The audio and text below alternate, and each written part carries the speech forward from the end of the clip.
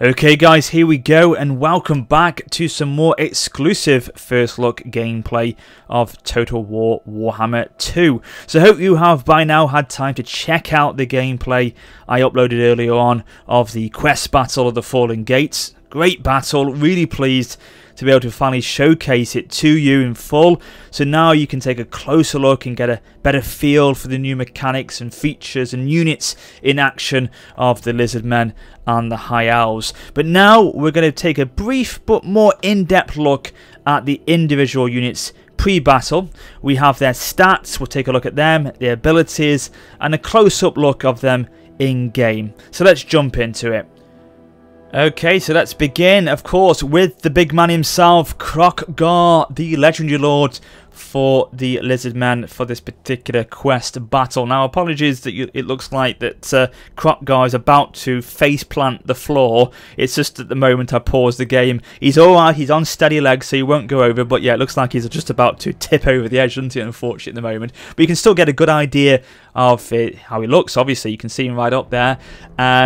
Yeah, so obviously Crocgar, he's on the wonderful mount of the Carnosaur. We saw that guy in action, that dinosaur in action in the previous battle. He's got some fantastic animations to him. They've done a wonderful job, I feel, Creative Assembly, of getting the dinosaur-like movements of him really honed down there. And we saw the large animations for the Crocgar as well in the previous video that I did of the gameplay footage captured at E3. So they've really worked on the Carnosaur, I think, really well indeed. So yeah, he's looking magnificent on his sort of mount there. He's got gold plating armor. He's obviously got the hand of the gods on the left claw there, and then the right claw he's got some sort of ornate spear. Looks pretty good. Looks like it's got some sort of crystal in the center there as well. So yeah, that is Crocgar, looking absolutely magnificent. In terms of his stats, I'm going to keep these stats up for each individual unit as we go through them, so you can get an idea, as I say, for their abilities and their statistics. So we can see he's armored, his armor piercing, causes terror. We've seen all those before, but we've got this new thing, I think, now for the Lizardmen called predatory senses, and I didn't spot that, unfortunately, when I was recording this, so I didn't actually highlight or hover over that ability, so I can't tell you exactly what it is, so I do apologise. But predatory senses, it would be something, I'm sure, in their attack ability, or something in their senses of the battlefield in some way, because obviously these guys are predators. They know they're dinosaurs, meat-eating dinosaurs in a way, so they're going to have that predatory ability. So I'm sure it's something to do with their killing abilities in some way, their senses on the battlefield. But we'll find out eventually what that exactly means.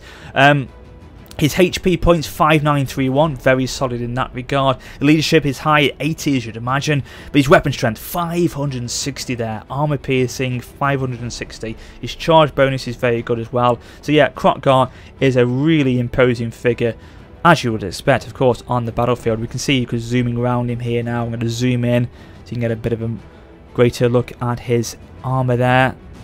Gold plating, and there's a full face of the Carnosaur there.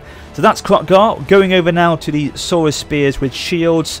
Now these guys are shielded, so these are the shielded variants. They'll give a little bit more melee defense and probably armor to them, probably armor more so than that. So the shielded, yeah, they're anti-large as well. They've got charge defense against large foes, and they've got, again, this predatory senses as an ability for those as well. So yeah, looking forward to finding out what exactly that means. So as a collective group, 6975 for their HP points. The leadership is good. They're not going to waver, anytime soon. They're going to hold their ground for quite long periods of time. The leadership at 83 is quite high. So they're sort of your mid-tier sort of infantry. You've got your skinks as your sort of bog-standard low infantry, your cannon fodder. These are your mid-tier. And then I would imagine, in fact, I definitely know it's your Temple Guard. They're your elite heavy infantry tank units, the Temple Guard. So these are your sort of mid-range units there, the Sora Spears with shields, get my words out. So we've got 2 units of them. And then we've got these big buggers, the Feral Bastillodon. We've got this and the Feral Stegodon. These are the 5 units we start with for the Lizardmen. And as you can imagine, armoured, obviously. Their skin is like, I don't know, 20 inches thick. You won't be able to pierce that armour. Jesus Christ. So they've got a really hard, impenetrable armour. That tail with the ball and spikes on the back. swing around, which will cause absolutely monumental amounts of damage. 5250 is the HP points again, so that collectively is one unit. That sort of hit points is very, very high, so they're going to hold their own for a long period of time in battle. Their armour is at 140, so that just proves how strong they are in that regard. You can cause terror. Obviously, it says there, armour piercing melee damage. So yeah, these are big hitters at 250. They will really hold their own and cause a lot of damage to the enemy for long periods of time because of the high armour that they've got. And the only thing they have got against them, and this is pretty much like when you look at like elephants in Rome 2, is this rampage penalty. So it means that at some point you can't control this, they will go on a rampage, and you'll see it. We saw it in the video before in the battle. The icon above there starts to glow like a fire, and it means that they're on a rampage, they're uncontrollable, you can't give them any orders, and they've gone off the boil. I don't know if they do that for a little bit and then they can come back under your control. I think it is, you can come back under the, you can control them again, but for periods of time they'll go on this rampage and cause mayhem. If it's into the enemy units, then that's absolutely fine. Go ahead and go rampaging, but if you turn about and start hitting your own men, then you're in trouble, like it was with the elephants, as I say, in Rome 2. So you've got to be careful of these units, use them wisely. I'm sure the enemy have got ways of causing them to go on rampages quicker, like it was with the fire arrows for elephants. So that's the feral Bastillodon, but the feral Stegodon is actually a considerably better and stronger unit than the feral Bastillodon. He's got an extra 900 hit points. One. Again, he's very similar. He's armoured, his armour piercing, causes terror, he's got rampage. That's to be the case, expected on that one, but he's got considerable, as I say, armour, so considerable HP increase. His armour's not as good, he's down by 20, but his weapon strength is plus 170 now, so he's up 420 now, this guy's weapon strength is. So he is really good, and his charge bonus is considerably more, at plus 38, so he's at 66 compared to the Bastillodon's lower score. So he's got 38 on him, so we can really get in there, charge him into the enemy units, push in there, smash through the enemy lines, but obviously that massive horn on his forehead, that's really going to cause some damage there. So yeah, he is the better of the two, and he's the one you want to send in first, which is obviously what I did, to try and really start to smash the enemy lines. Of course, when you've got spearmen against you, want to really use those sort of units to great effect. So let's move across now to the High Elves, and this is where I start to get a little bit excited, because I told you yesterday, didn't I, that the High Elves look wonderful, absolutely wonderful. The design of these armour, or their armour I should say, is just beautiful. So let's have a quick look at them as we pan across the field and their units. So we can start here with the Spearmen. We've seen these type of units obviously in Warhammer before. We just have to look at Empire Spearmen to compare them. Shielded, anti-large, charge defense against large foes. That's no difference from what, as I say, we've seen in Warhammer 1. Stats are not too bad. Leadership isn't too bad at 75.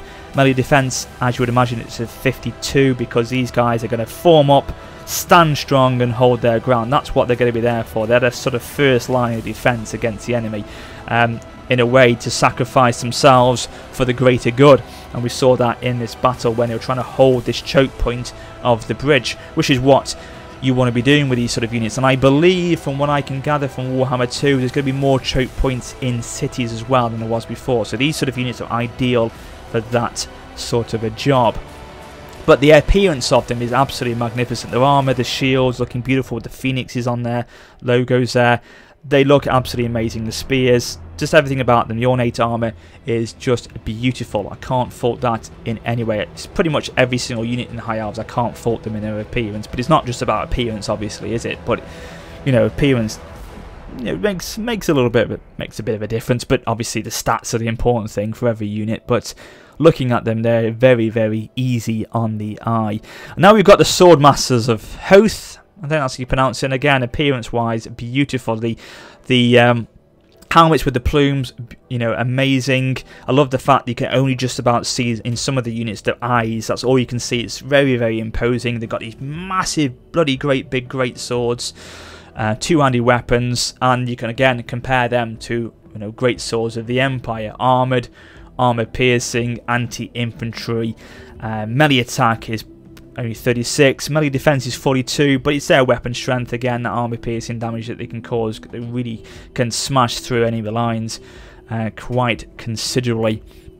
And yeah, their appearance with their armor, the sort of armor dress that they've got, the red, the gold, the yellow, looks, and the silver, looks so nice. And the wings on some of them as well, on the helmets, really good. Really impressed with them. So now we've got the Elven archers, and obviously Elves wouldn't be complete without having archer units, and these ones are very grand indeed. You've obviously got the Wood Elves in Warhammer 1. You know, they obviously got great abilities, but these guys are even better. They look so imposing and magnificent. And you should imagine from any archer unit, they've got great range to them. Their leadership isn't too bad. Their range is 170. We've seen that. I can't give you the exact figures of the Wood Elves range with their archers. I don't know if these have got the 360 radius to them, but you know, they're going to cause damage. They're going to cause damage, and they've got a good rate of fire. So that's the archers there already. And of course, on this battle, as I said to you in the first battle, it's in the first video, sorry, the range they've got really adds to their dangerous sort of abilities when they're on the high ground. It really makes them a lot stronger because they've got that range to fire down on. So that really does play into their hands.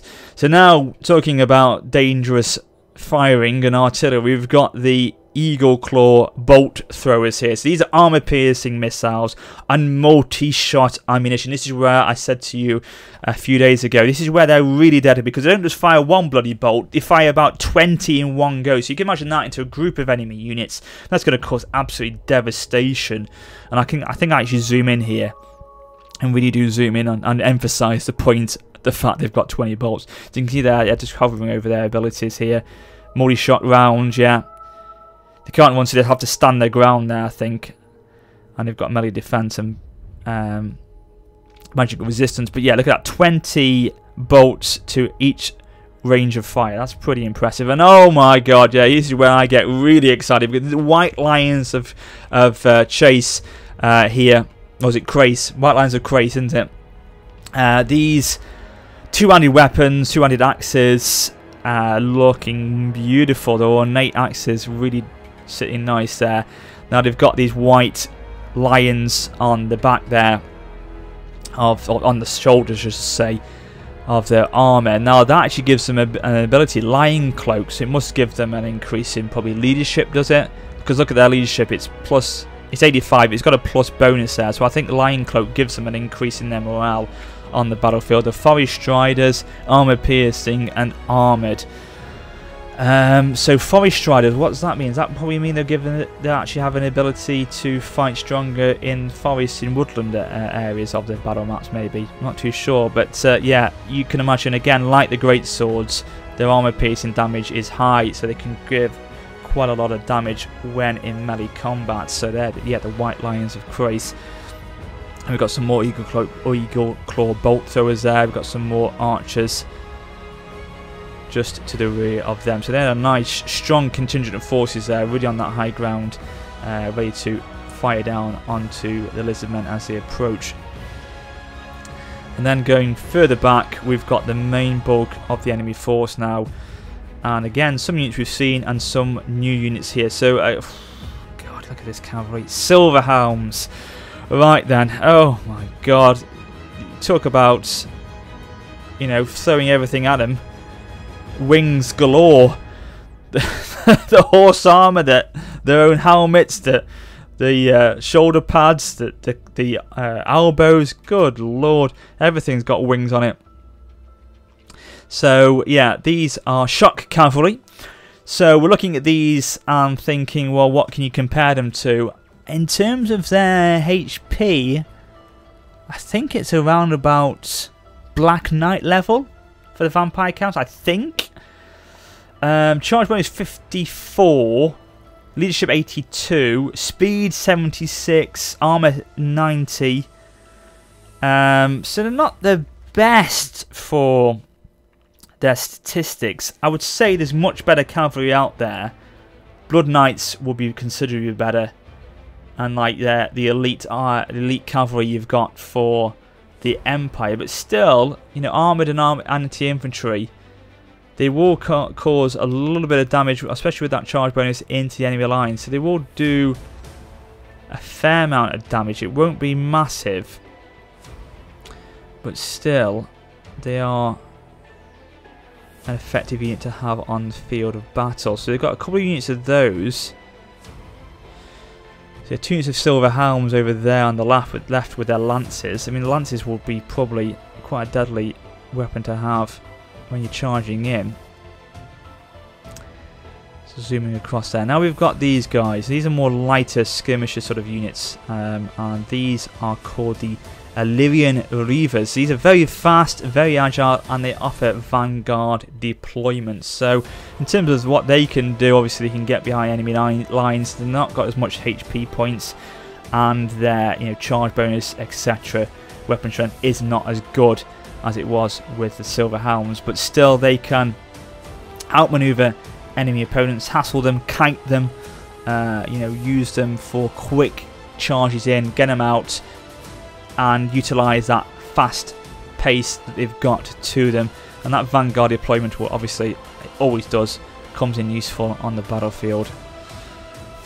And so that was really, I think, everything we've got. Yeah, there's more sword masters there, and more white lions of Chris in the centre. The only thing we need to, we're zooming in again on that that armour there. Can't get enough of that. I really can't. Those look at the axes. And then I think the last unit we have a look at is actually the Prince for this battle. Prince Emendiel. Not a legendary lord, just a lord. One of the lords you can get for the High Elves, a prince. And yeah, looks very, very good indeed.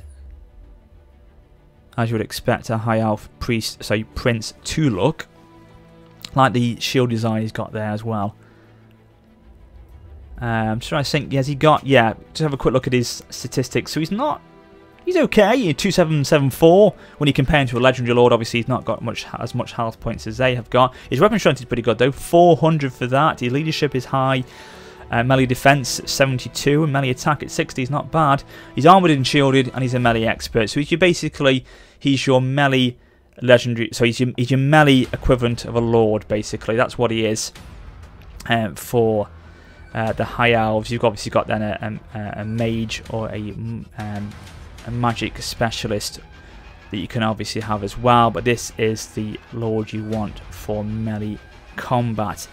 And that is where I shall leave it, ladies and gentlemen. I apologise I didn't get any more of the units for the Lizardmen who arrive into the battle later on, because by that point we're talking pretty high combat, and it was quite intense. So I couldn't start zooming in on units, else I could risk losing the battle. But we got to see these units before the actual clash began. You get a sense of the units of the other ones that come in as reinforcements in my other video, and I'll try and add some sort of B-roll footage at the beginning as well, so you can get an idea of how they look as they enter as reinforcements as well, because I think some of them are on the B-roll footage that I was provided with. But still, it gives you a great sense of what these units look like, their abilities, and gives you a starting block, really, doesn't it? And then we'll probably get more and more information about them as time goes on, and hopefully if I get to capture some more gameplay, and obviously when the game comes out, we'll really be able to examine them more in depth at that point. But there you go. I hope you enjoyed the video. I hope you enjoyed this little sort of preview, little in-depth look at the units for the quest battle of the Fallen Gates. If you enjoyed the video, please don't forget to drop it a like, subscribe for more Warhammer 2 content and news very soon. And yeah, until next time, take care and farewell.